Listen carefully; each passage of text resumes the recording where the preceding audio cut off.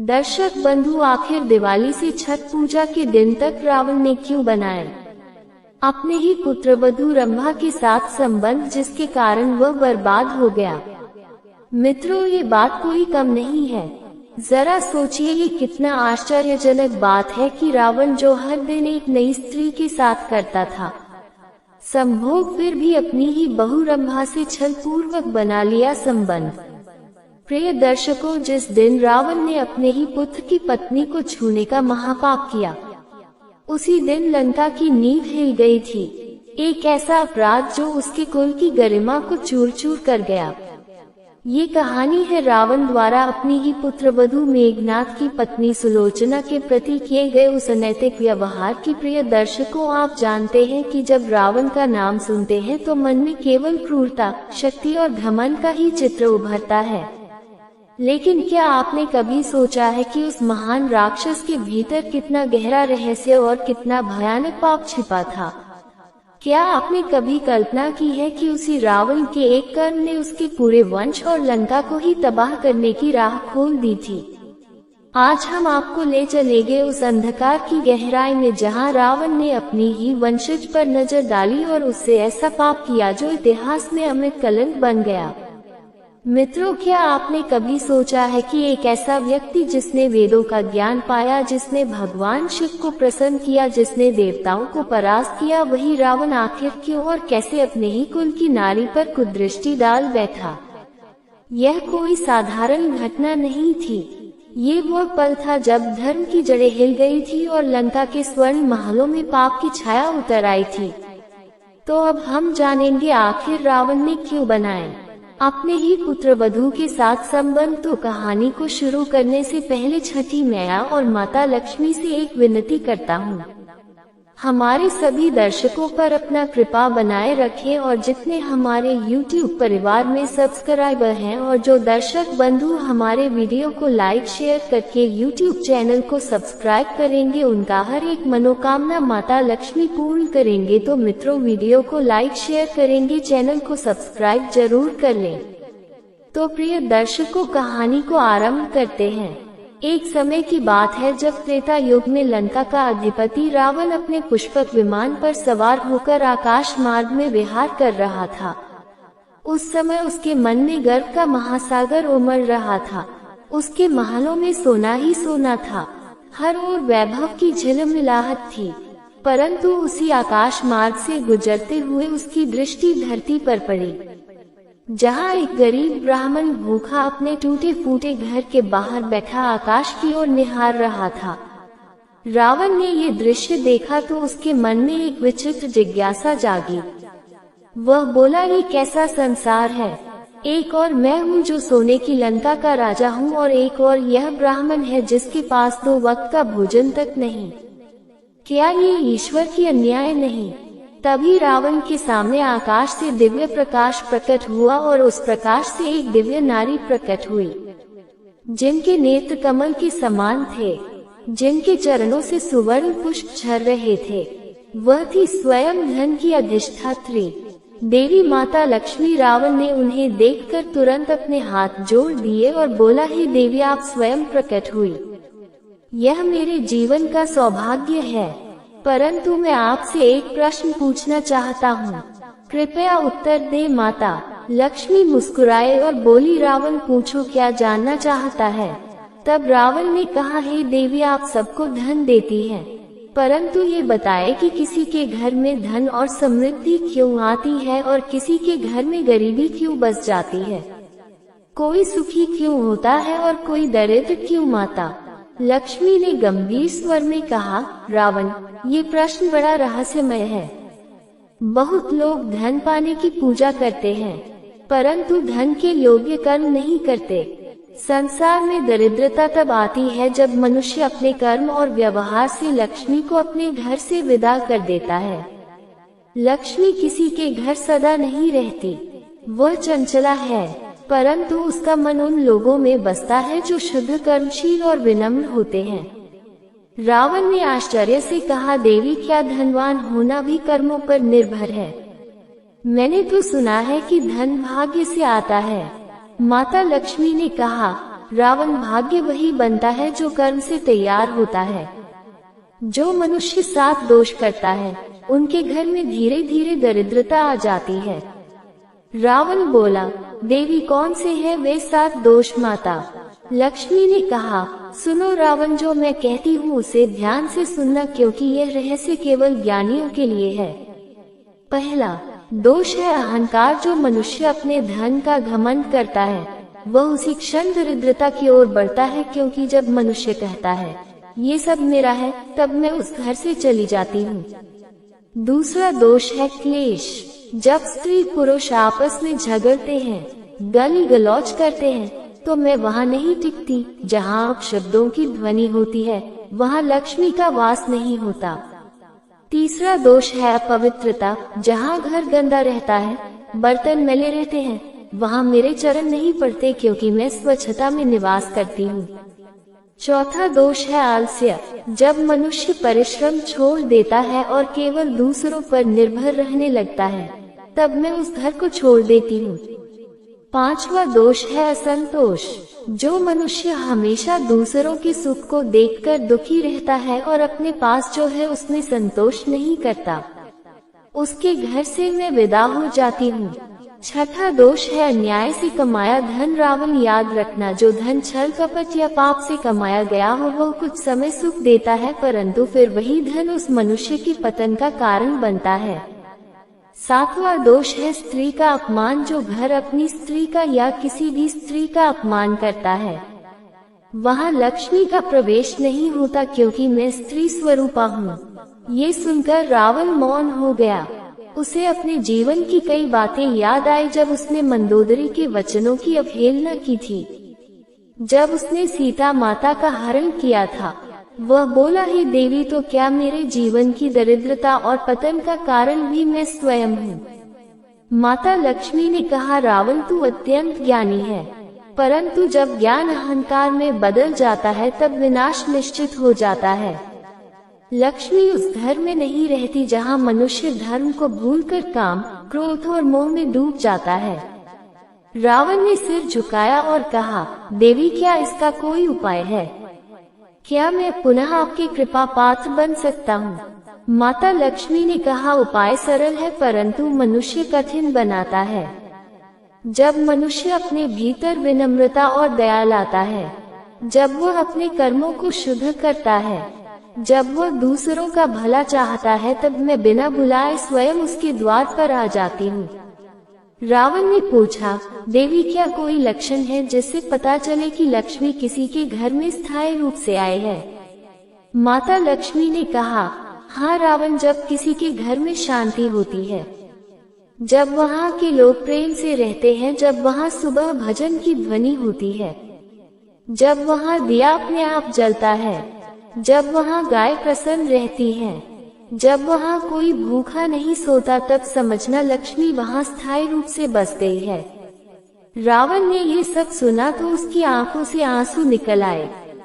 वह बोला, हे देवी, आज मैंने जो सीखा वह मेरे समस्त यज्ञों और वेदों से भी बड़ा है, परंतु कृपया ये भी बताए कि कभी कभी मनुष्य सब कुछ सही करता है, फिर भी उसके जीवन में गरीबी क्यों आती है?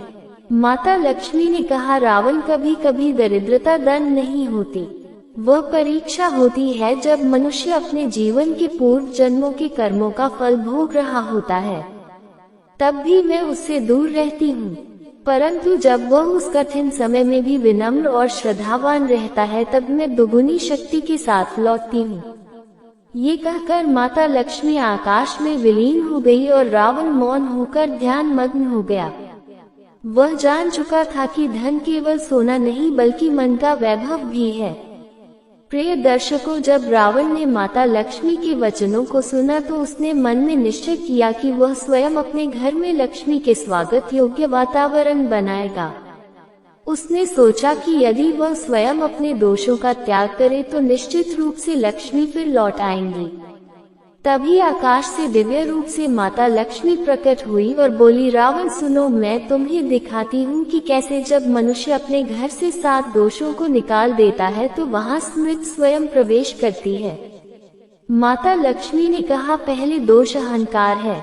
यदि मनुष्य अपने धन और वैभव पर घमंड छोड़ दे और दूसरों की मदद करता रहे तो मैं उसके घर में विराजमान हो जाती हूँ।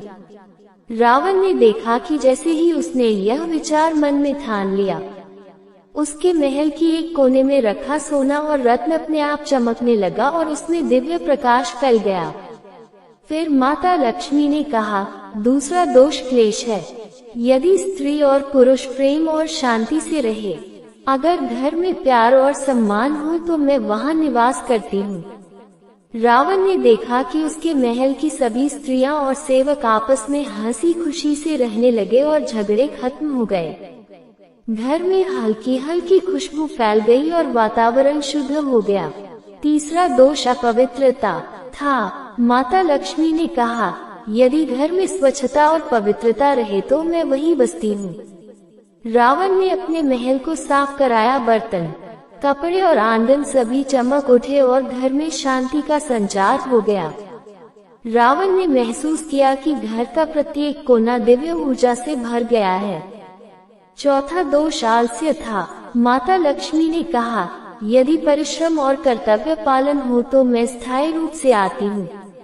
रावण ने स्वयं अपने प्रशासन और राज्य कार्यों में पूर्ण लगन से काम करना शुरू किया और उसका राज्य अधिक सुव्यवस्थित और समृद्ध होने लगा।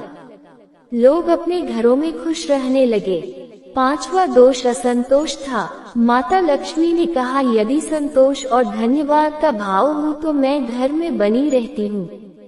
रावण ने देखा कि उसने अपने समस्त भूतपूर्व क्रोध और लोभ को त्याग दिया और अपने सेवकों और नागरिकों की भलाई में आनंद प्राप्त किया। इससे घर और राज्य में सुख और समृद्धि फैल गई। छठा दोष अन्याय से कमाया धन था। माता लक्ष्मी ने कहा, यदि केवल धर्म और सत्य से धन अर्जित हो तो मैं वही निवास करती हूँ। रावण ने अपने रत्न और धन की जांच की और पाया कि कुछ धन छल पूर्वक और अत्याचार से आया था। उसने उसे गरीबों और जरूरतमंदों में दान कर दिया और तुरंत ही महल में प्रकाश और समृद्धि लौट आई। सातवां दोष स्त्री का अपमान था। माता लक्ष्मी ने कहा, यदि घर में स्त्री सम्मानित हो तो मैं हमेशा निवास करती हूँ। रावण ने अपनी पत्नी मंदोदरी और सभी स्त्रियों का सम्मान किया, उनकी इच्छाओं का ध्यान रखा और उनके सुख में अपने सुख को पाया। इससे महल में प्रेम और सहयोग का माहौल बन गया। रावण ने ये सब देखा और समझा कि वास्तविक समृद्धि केवल सोने और रत्न से नहीं आती, वह सच्चे कर्म, प्रेम और शुद्धता से आती है। उसने माता लक्ष्मी से कहा, हे देवी, आपने मुझे वह रहस्य बताया जिससे मेरे राज्य और घर में पुनः समृद्धि और सुख आएगा। माता लक्ष्मी ने मुस्कुराते हुए कहा, रावण, अब तुम जान गए हो कि गरीबी और दरिद्रता केवल धन नहीं है बल्कि यह शिक्षा और मार्गदर्शन भी है। यदि मनुष्य अपने दोषों को त्याग कर सही मार्ग पर चले तो मैं अपने घर से कभी नहीं जाती। तभी रावण ने मन में प्रण किया कि वह अपने घर और राज्य में इन नियमों का पालन करेगा और किसी को भी भूखा नहीं सोने देगा, किसी स्त्री का अपमान नहीं होने देगा और हमेशा सत्य और धर्म का मार्ग अपनाएगा। उस दिन से रावण के महल और राज्य में दिव्य प्रकाश फैल गया और लोगों ने देखा कि वहाँ सभी सुखी और संपन्न रहने लगे। धन, वैभव और समृद्धि धीरे धीरे लौट आए और जो दरिद्रता कभी वहाँ थी वह सदा के लिए दूर हो गई। प्रिय दर्शकों, जब रावण ने माता लक्ष्मी से 7 दोषों का रहस्य सीखा तो उसने मन में निश्चय किया कि अब वह अपने घर और राज्य में इसे लागू करेगा। लेकिन माता लक्ष्मी ने उसे चेतावनी दी, रावण सुनो, केवल नियम जान लेना पर्याप्त नहीं है, उसे अपने जीवन में उतारना पड़ेगा और असली परीक्षा अभी बाकी है। तब आकाश में एक दिव्य स्वर गूंजा, हे रावण, अब मैं तुम्हें दिखाती हूँ कि समृद्धि केवल तुम्हारे महल में नहीं आती बल्कि तुम्हारे राज्य और नागरिकों के जीवन में भी फैलनी चाहिए। तभी रावण ने देखा कि उसके महल के बाहर गरीब, बीमार और दुखी लोग जमा हो रहे थे और वे उसकी मदद के लिए हाथ फैलाए खड़े थे। माता लक्ष्मी ने कहा, रावण, यदि तुम वास्तव में मेरे निवास के योग्य बनना चाहते हो तो पहले इन लोगों की दरिद्रता दूर करो। रावण ने स्वयं अपने हाथों से भोजन, वस्त्र और औषधियां वितरित करना शुरू किया। उसने देखा कि जैसे ही उसने दूसरों की भलाई के लिए प्रयास किया, उसके महल और राज्य में सुख और समृद्धि का विस्तार होने लगा। तभी रावण के पास एक दिव्य पात्र आया जिसका नाम था सुलोचना। वह एक वृद्ध महिला थी जो अतीत में अपनी बुद्धि और तपस्या के लिए प्रसिद्ध थी। सुलोचना ने रावण से कहा, हे महाराज, केवल धन और वैभव से लक्ष्मी को अपने घर में स्थायी रूप से नहीं रखा जा सकता। तुम्हें अपने हृदय को भी शुद्ध करना होगा। रावण ने पूछा, हे माता, मैं अपने हृदय को कैसे शुद्ध करूं? सुलोचना ने मुस्कुराते हुए कहा, जब तुम अपने स्वार्थ को त्याग कर दूसरों की भलाई में आनंद अनुभव करोगे तब तुम्हारा हृदय स्वच्छ होगा। रावण ने अपने हृदय की परीक्षा लेना शुरू किया। उसने देखा कि उसके भीतर अभी लोभ, क्रोध और अहंकार की छोटी छोटी लहरें उठ रही हैं। रावण ने प्रतिदिन ध्यान, सेवा और सत्य के मार्ग पर चलना शुरू किया। उसने स्वयं को कमजोर और गरीब लोगों की मदद के लिए समर्पित किया। एक दिन रावण ने अपने राज्य में एक बड़ा उत्सव आयोजित किया जिसमें उसने सभी गरीब, विधवा, अनाथ और बीमार लोगों को आमंत्रित किया और उनके लिए भोजन, वस्त्र और आश्रय की व्यवस्था की। इससे महल और राज्य में दिव्य प्रकाश फैल गया और माता लक्ष्मी ने प्रकट होकर कहा, हे रावण, अब तुम्हारा हृदय और घर दोनों स्वच्छ और पवित्र हो चुके हैं। मैं अब स्थायी रूप से तुम्हारे घर में निवास करूंगी। लेकिन तभी एक नया मोड़ आया। रावण ने देखा कि उसके कुछ पुराने दरबारियों और मंत्री अब भी लोभ और लालच में लिप्त हैं। वे चाहते थे कि रावण केवल वैभव को देखे और गरीबों की मदद करना बंद करे। रावण ने उन्हें समझाया और धर्म के मार्ग पर लाने का प्रयास किया, लेकिन उन्होंने उसकी बात नहीं मानी। तब रावण ने न्याय और धर्म के लिए कठोर निर्णय लिया। उसने उन मंत्रियों को राज्य सेवा से हटा दिया और उन्हें दंडित किया। तभी महल में प्रकाश और सुख स्थायी रूप से फैल गया। माता लक्ष्मी ने कहा, देखो रावण, जब तुमने अपने दोषों का त्याग किया, गरीबों की मदद की और अपने राज्य में न्याय और धर्म स्थापित किया, तो मैं सदा के लिए तुम्हारे घर में विराजमान हो गई हूँ। प्रिय दर्शकों, इस कथा से हमें ये सीखने को मिलता है कि समृद्धि केवल बाहरी साधनों से नहीं आती, बल्कि यह हृदय, व्यवहार और समाज के प्रति जिम्मेदारी से जुड़ी होती है। यदि हम स्वार्थ और अहंकार को त्याग कर प्रेम, सेवा और न्याय का मार्ग अपनाएं तो जीवन में धन, सुख और समृद्धि स्थायी रूप से आती है। और इस तरह रावण का महल और राज्य दिव्य प्रकाश से भर गया। सभी लोग खुश और संतुष्ट रहने लगे और रावण ने महसूस किया कि असली शक्ति और वैभव सच्चाई, धर्म और सेवा में निहित है। गरीबी केवल जन्म या भाग्य का परिणाम नहीं है, बल्कि यह हमारे कर्मों, व्यवहार और घर के वातावरण से जुड़ी हुई है। यदि हम इन दोषों से मुक्त रहें और अपने घर को प्रेम, पवित्रता और न्याय का केंद्र बनाएं, तो समृद्धि स्वयं हमारे द्वार पर आ जाती है। और यही रहस्य है जिसे रावण ने माता लक्ष्मी से सीखा और जिसे आज हम सबके लिए उजागर किया गया है। तो दर्शक बंधु, अभी कहानी खत्म नहीं हुई। आप जानेंगे आखिर दिवाली से छठ पूजा के दिन रात रावण ने क्यों बनाए अपने ही पुत्रवधू रंभा के साथ संबंध। दर्शक बंधु, रावण का जन्म पुलस्त्य कुल में हुआ था और यह कुल ब्रह्मा के मानस पुत्रों में से एक था। उसके पिता विश्वश्रवा एक महान ब्राह्मण और तपस्वी थे। माता कैकसी राक्षस कुल की वीरांगना थी।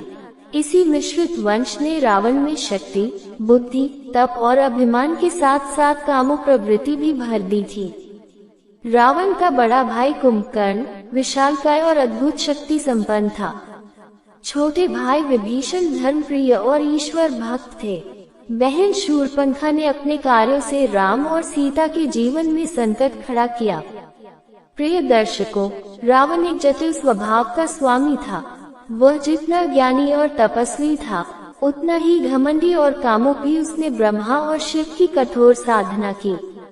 उसने लंका को सोने की नगरी बनाया और समस्त देवताओं, यक्षों, दानवों और मनुष्यों पर विजय प्राप्त की।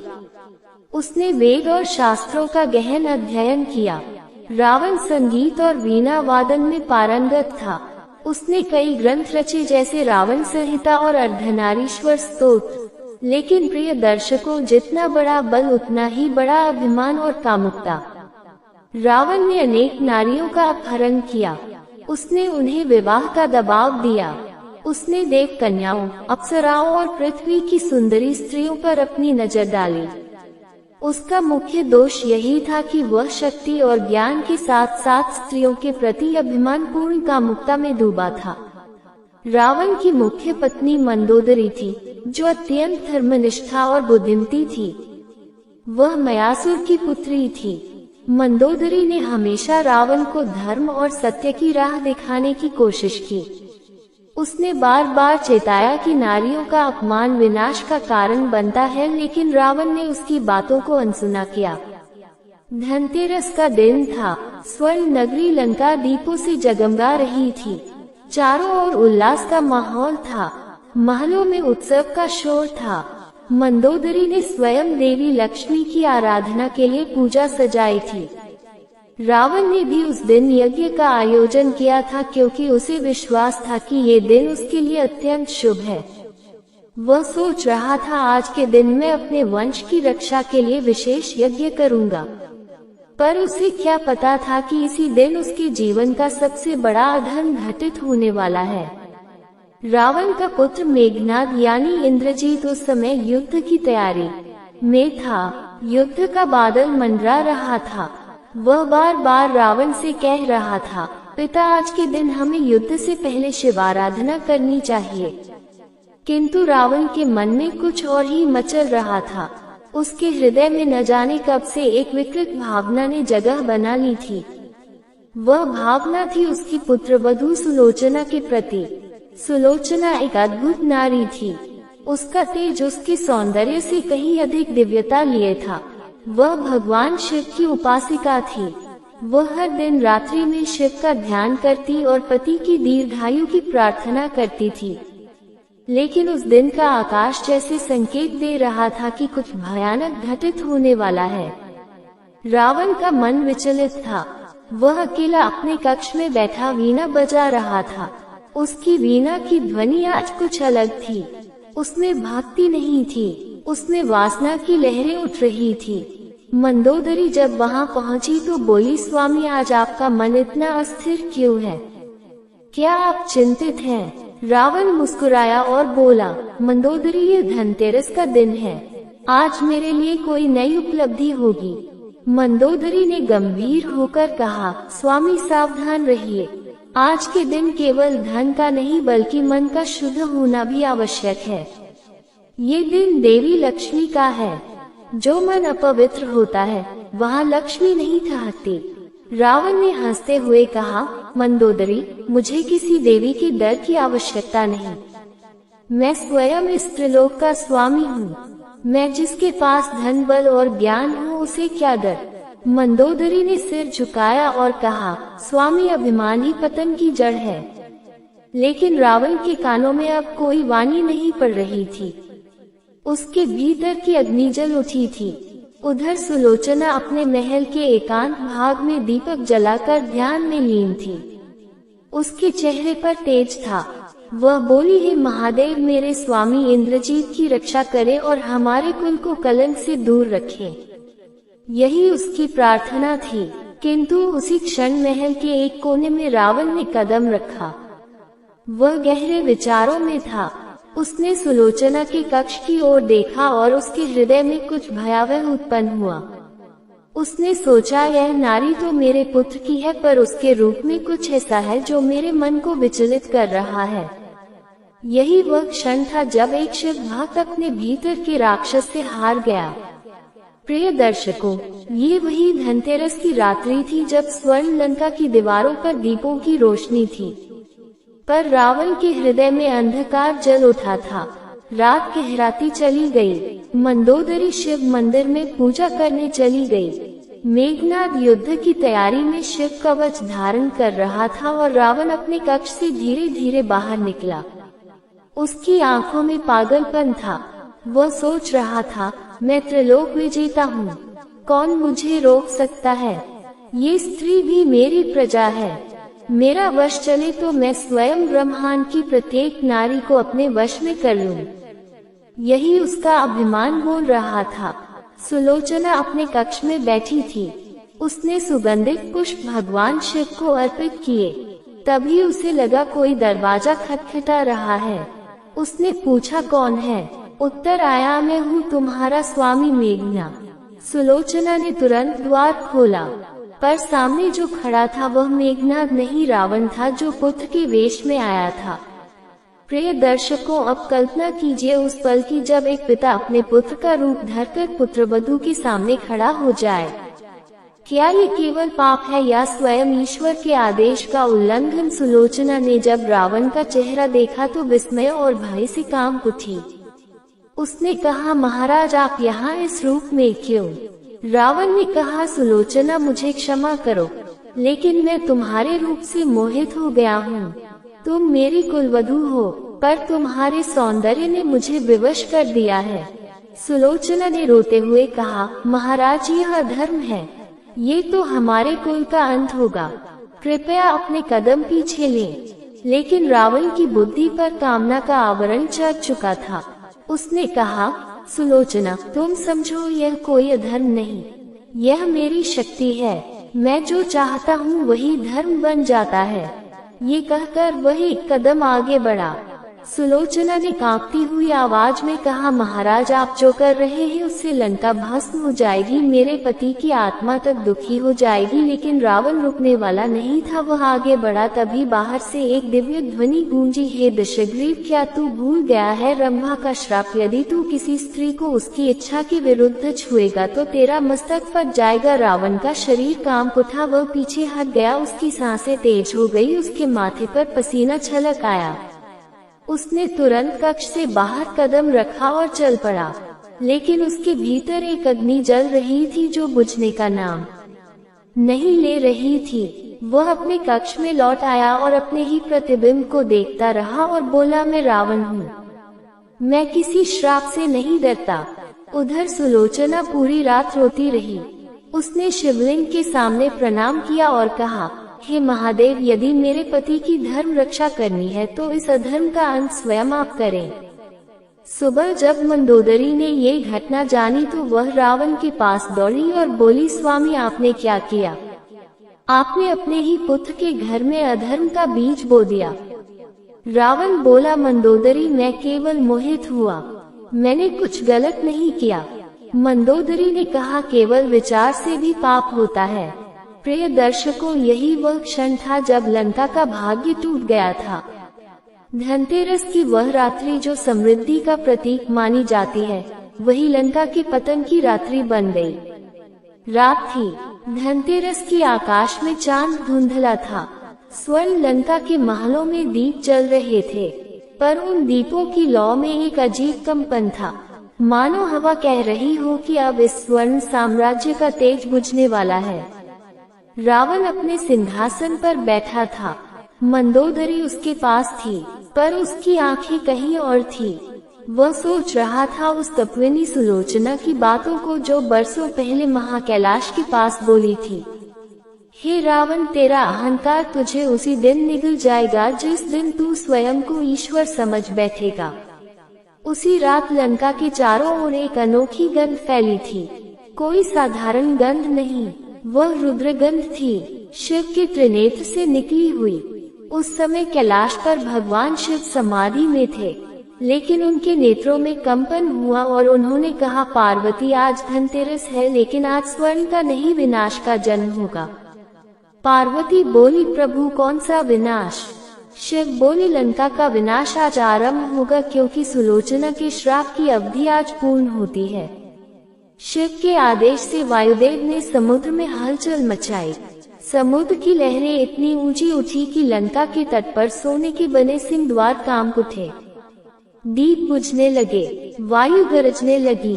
रावण ने अपने रक्षक को बुलाया और कहा, क्या ये कोई चमत्कार है या कोई देवताओं का छल? वह बोला, महाराज, ये समुद्र अपने आप उफन रहा है, मानो कोई अदृश्य शक्ति उससे संवाद कर रही हो। रावण हंसा और बोला, देवताओं के पास अब कुछ नहीं बचा, मैं स्वयं लंका का स्वामी हूँ, त्रिलोक का विजेता हूँ। पर मित्रों, जब भी कोई पुरुष स्वयं को ईश्वर समझ लेता है, वहीं से उसका पतन शुरू होता है। रावण ने अपने दरबार में घोषणा की कि आज धनतेरस के अवसर पर लंका के हर घर में स्वर्ण दीप जलाए जाएंगे। कोई भी घर अंधकार में ना रहे, किंतु जैसे ही पहला दीप जलाया गया, स्वर्ण दीवारों से दरारों की आवाज आए, जैसे किसी ने भीतर से दीवारें तोड़ दी हों। मंदोदरी घबरा गई। उसने कहा, स्वामी, ये शुभ संकेत नहीं है। दीवारों में जो दरारें आ रही हैं, ये देवी लक्ष्मी के जाने का संकेत है। रावण ने हंसते हुए कहा, लक्ष्मी मुझे छोड़कर कहाँ जाएगी? वह भी तो मेरी दासी है। लेकिन उसी क्षण राजमहल के सबसे ऊंचे स्तंभ पर खड़ी लक्ष्मी की स्वर्ण मूर्ति गिर पड़ी और टूट गई। रावण का चेहरा पीला पड़ गया। मंदोदरी ने देखा और बोली, स्वामी, यह वही श्राप है जो सुलोचना ने दिया था। तूने उस दिन उसके आंसुओं का मजाक उड़ाया था। रावण चिल्लाया, चुप रहो, मैं श्रापों को नहीं मानता। पर अचानक हवा में एक स्त्री की आवाज गूंजी, रावण, रावण, तेरी शक्ति अब तुझसे दूर जा रही है। तेरे सोने की लंका अब राख बनेगी, क्योंकि इस रात मैंने तेरी लंका की जड़ों में विनाश का बीज बो दिया है। वह आवाज सुलोचना की थी। मित्रों, रावण का शरीर कांप उठा। उसने उस आवाज की दिशा में देखा और देखा कि महल की छत पर एक दिव्य रूप खड़ा है। उसका चेहरा तेज से दमक रहा है, बाल खुले हैं, नेत्र अग्नि समान और उसके हाथ में त्रिशूल है। वह बोली, मैं वही सुलोचना हूँ जिसे तूने अपमानित किया था। मैं आज तेरे साम्राज्य के अंत का आरंभ कर रही हूँ। रावण क्रोध से भर उठा, बोला, तू मेरे महल में आकर मुझे श्राप दे रही है। सुलोचना बोली, रावण, मैं तुझे नहीं श्राप रही, बल्कि तेरे कर्मों का परिणाम दिखा रही हूँ। जिस स्त्री को तूने वस्तु समझा, उसी स्त्री के श्राप से तेरी लंका जलेगी। फिर उसने अपने हाथ उठाए और शिव का स्मरण किया। हे महादेव, अब आपका समय है, अब इस अधर्मी के अंत का आरंभ हो। अचानक बादल गरजे, बिजली गिरी और समुद्र में आग सी उठी। वह आग पानी पर तैरने लगी और धीरे धीरे लंका के किनारों तक पहुंच गई। रावण ने अपनी तलवार उठाए और आकाश की ओर देखा और बोला, अगर तू सच में महादेव है तो सामने आ, मैं तुझसे युद्ध करूंगा। तभी एक दिव्य स्वर गूंजा, रावण, तेरे और मेरे बीच युद्ध नहीं, कर्मों का हिसाब है। तेरी लंका अब तेरे साथ नहीं रहेगी। रावण के पैरों के नीचे की भूमि फटने लगी, महलों की दीवारों से स्वर्ण के टुकड़े झड़ने लगे। वह चिल्लाया, ये कौन सी माया है? सुलोचना मुस्कुराए और बोली, यह माया नहीं, तेरे विनाश की आरती है। रावण मंदोदरी सिसक उठी, बोली, स्वामी, अब भी समय है, अपने अहंकार को त्याग दो, भगवान का स्मरण करो। पर रावण ने कहा, नहीं, मैं रावण हूँ, मैं झुकता नहीं, मैं किसी से भय नहीं खाता। सुलोचना बोली, इसलिए तेरा अंत निश्चित है। वह त्रिशूल को आकाश की ओर उठाकर बोली, हे रुद्र, जिस लंका को इसने अपने पाप से भरा है, उसे उसी की अग्नि में जलने दो।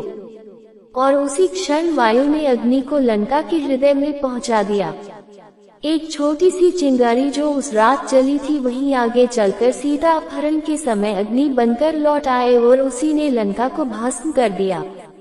मित्रों, यही थी धनतेरस की वह रात जब सुलोचना के श्राप और शिव के आदेश से रावण की लंका का अंत आरंभ हुआ था। प्रिय दर्शकों, यही थी रावण और माता लक्ष्मी और रावण की बहू रंभा की वह रहस्यमय कथा। यदि आप इस प्रकार की और रहस्यमय, प्रेरणादायक और रोचक कथाएं सुनना चाहते हैं तो हमारे YouTube चैनल को अभी सब्सक्राइब करें और बेल आइकन दबाएं ताकि आप कभी भी ऐसी ज्ञानवर्धक कथाओं को मिस ना करें। धन्यवाद।